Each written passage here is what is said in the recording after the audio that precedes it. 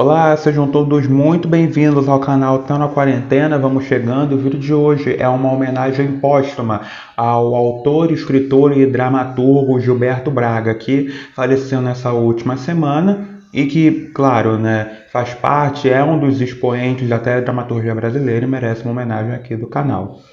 Portanto, o vídeo de hoje é uma resenha sobre uma das novelas que mais fez sucesso não só no Brasil, mas no mundo inteiro, E que foi o primeiro sucesso da carreira de Gilberto Braga como autor de novelas. Estamos falando da versão original de Escrava Isaura, que foi exibida e produzida pela TV Globo no ano de 1976.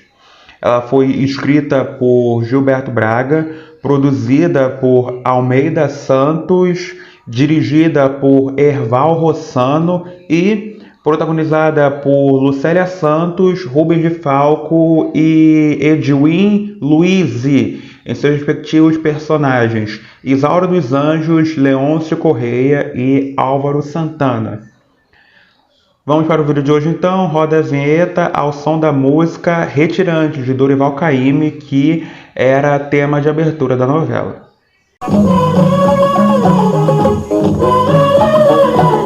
Órfã desde o nascimento, a escrava branca Isaura desconhece quem é seu pai. Sabe apenas que a mãe foi uma mulata, mucama da fazenda onde agora reside. Isaura sempre foi amparada por Esther, sua senhora, que a educou como moça da corte. Sua protetora morre e o filho Leôncio se torna o administrador dos bens da família. Apaixonado pela escrava e furioso por não ser correspondido, ele se apodera de sua carta de alforria, deixada pela mãe, e aplica castigos cruéis à moça. A jovem encontra consolo ao descobrir a identidade do pai, Miguel, que decide comprá-la, mas Leôncio não aceita vendê-la. Isaura foge com o pai e assume a identidade de Elvira. Ela conhece o jovem abolicionista Álvaro, mas é desmascarada pelo vilão. A novela teve como cenário a cidade de Conservatória e fazendas na região de Vassouras, no interior do estado do Rio de Janeiro. Em função do incêndio que havia destruído as instalações da Globo em junho de 1976, as cenas de interior foram gravadas nos estúdios da TV Educativa e da Herbert Richards. A abertura de Escrava Isaura exibia gravuras do pintor francês Jean-Baptiste Debré, com personagens e costumes do Rio de Janeiro da época de Dom João VI.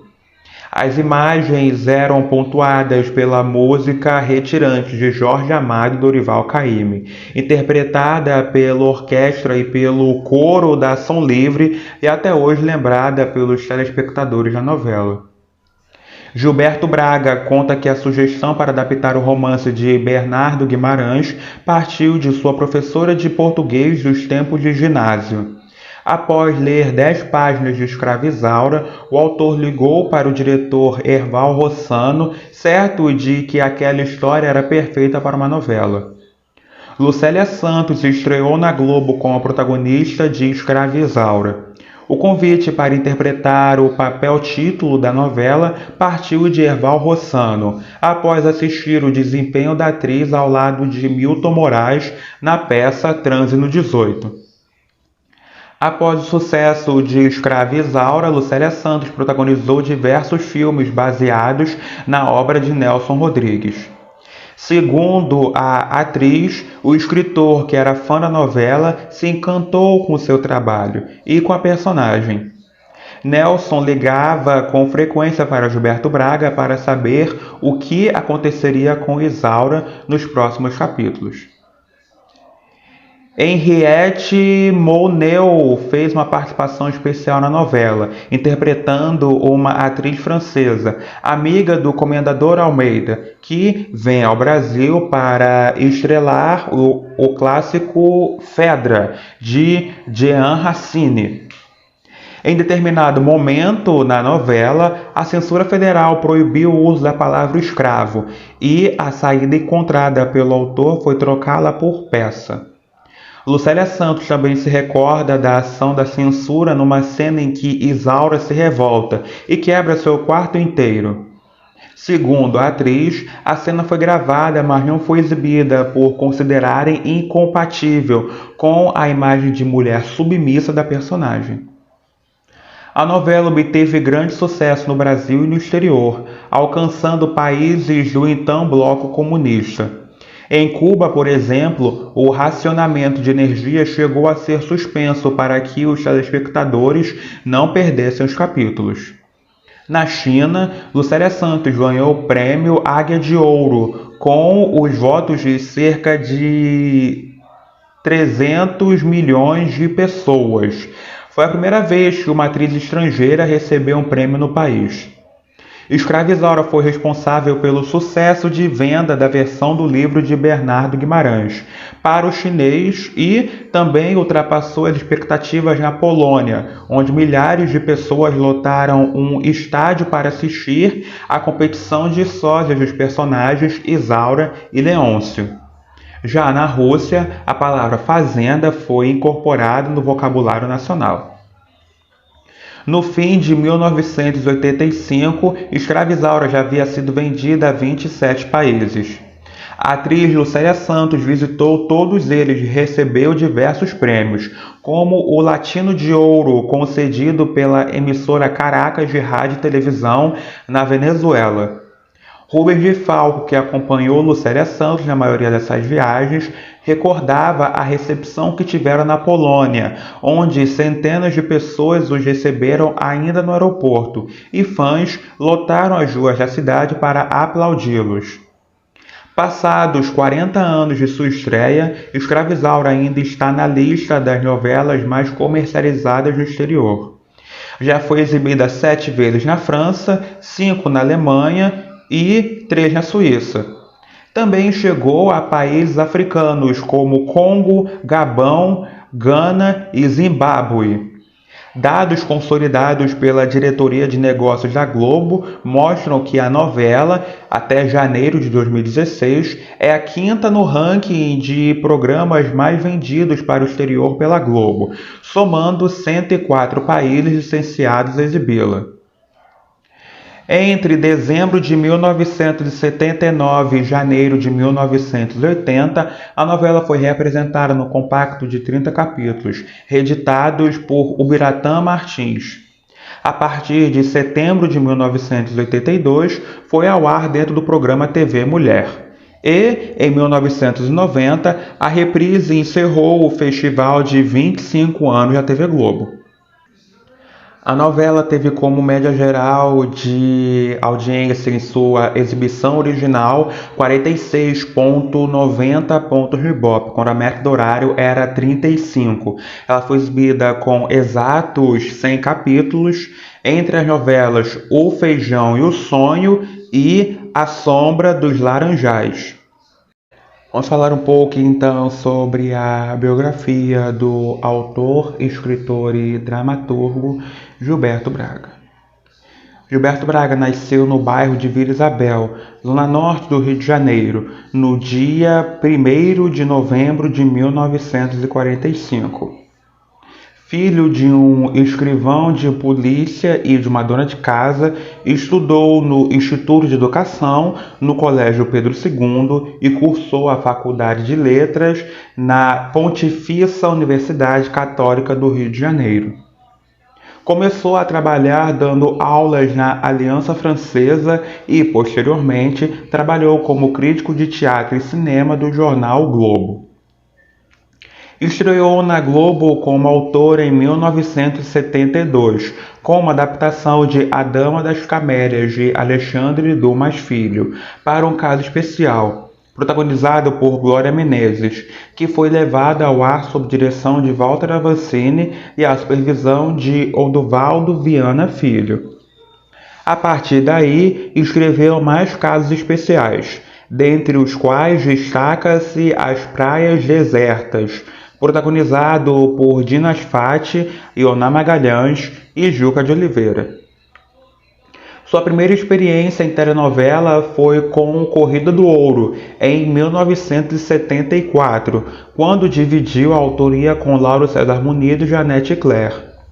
Criada a partir de uma notícia de jornal, a trama central era conduzida por 5 personagens femininas, que precisavam cumprir determinadas tarefas para receber uma herança. Em 1975, Gilberto Braga trabalhou na adaptação do romance Helena, de Machado de Assis. Ainda exibida em preto e branco, Helena iniciou o horário das 6 na Globo, sendo a primeira novela inspirada no clássico da literatura brasileira. No mesmo ano, o autor adaptou Senhora, de José de Alencar, para o mesmo horário. Esta novela foi exibida em cores e em 80 capítulos, 70 a mais do que a anterior. Ainda em 1975, assumiu a autoria da novela Bravo, escrita inicialmente por Janete Claire.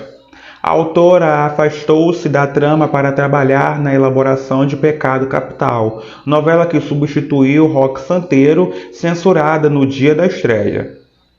Bravo retratou o universo da música clássica, mostrando a trajetória do personagem Clóvis de Lorenzo, vivido por Carlos Alberto, até tornar-se maestro. A novela teve a direção de Fábio Sabag e Reinaldo Boure e foi exibida no horário das 7. Em 1977, Gilberto Braga escreveu Dona Xepa, inspirada na peça teatral homônima de Pedro Bloch. Protagonizada por Yara Cortez, a trama trazia a história de uma feirante que é abandonada pelo marido e cria sozinha 2 filhos, vividos por Reinaldo Gonzaga e Nívia Maria. Os 2 conseguem ascender socialmente, só que sentem vergonha da mãe. A novela registrou na época a maior audiência do horário das 6, guinando o autor para a faixa das 8. No ano seguinte, estreando no horário nobre, Gilberto Braga escreveu um dos seus maiores sucessos, Dancing Days.